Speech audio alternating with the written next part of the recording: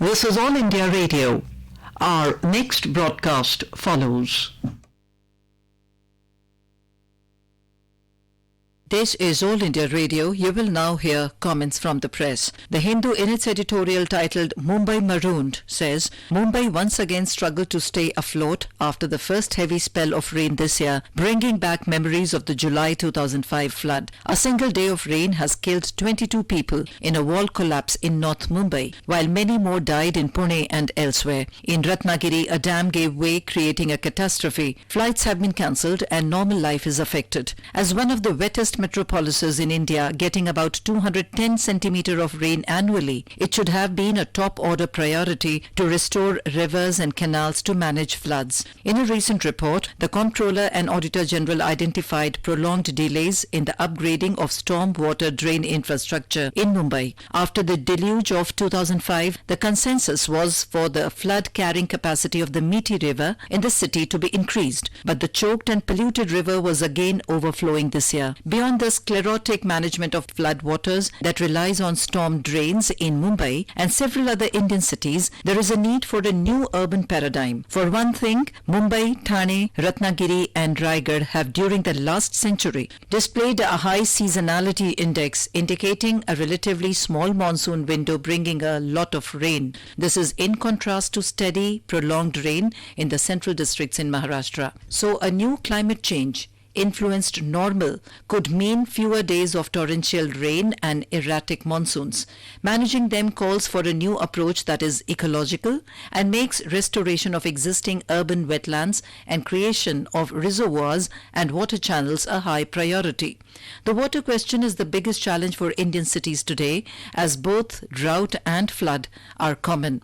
State governments should give it a priority and address it by making urban planning people-centric. A strong framework is needed to manage water, starting with Mumbai. The Tribune, in its editorial titled Ill Prepared for Monsoon, says, year after year, the rains bring Mumbai to its knees. This monsoon won't be an exception in all likelihood. Incessant showers force the authorities to declare a holiday on Tuesday, as many parts of the country's financial capital were waterlogged. The ambitious Brimsteward project, which was launched after the 2005 floods claimed over 1,000 lives, is still unfinished. It envisages overhauling of Mumbai's colonial-era drains and doubling the capacity of nalas. The authorities have blamed encroachments and litigation for the delay.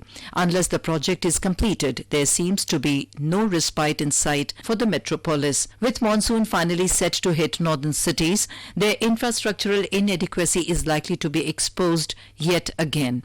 These cities have a long way to go as far as disaster preparedness is concerned. The Kerala floods of 2018 offer the worst example of a man-made disaster. According to the amicus curiae appointed by the High Court, none of the 79 Kerala dams was used for flood control, despite the obligation under the National Water Policy. The simultaneous opening of the dam shutters worsened the devastating floods. The Times of India, in its editorial titled Mumbai Mayhem, writes, everyone responsible for the smooth running of India's financial capital has pointed to record rainfall to explain Mumbai's miseries over the past few days. The figures are no doubt true, and Mumbai is by no means the only city in the world that floods when it rains 400 millimeter in 4 hours flat. Yet, that's only half the story. The other half is the exceptionally poor model of urban planning adopted by a once great city. The loss of green cover, of mangroves and other wetlands has been massive. A part of RA Colony, a key constituent of the Borivali National Park's eco-sensitive zone, has been taken for the Metro 3 car shed, and the Sena wants to convert another major part into a zoo, which could mean further erosion of the green lung, while the expansion of concrete is uncontrolled across the city. The state auditor's report highlighted numerous flaws in the city's flood management system, from conception to engineering and implementation. After the 2000 flood, the storm water drain system was overhauled but not satisfactorily enough, and the Methi River cleanup remains incomplete 14 years after that devastating tragedy made it amply clear that the widening and deepening of the river was key to the city's survival. Completion of the Methi cleanup would have stopped flooding in Andheri and Kurla and kept the Central Railway suburban network's drains from getting clogged. That would have kept the railway lifeline going.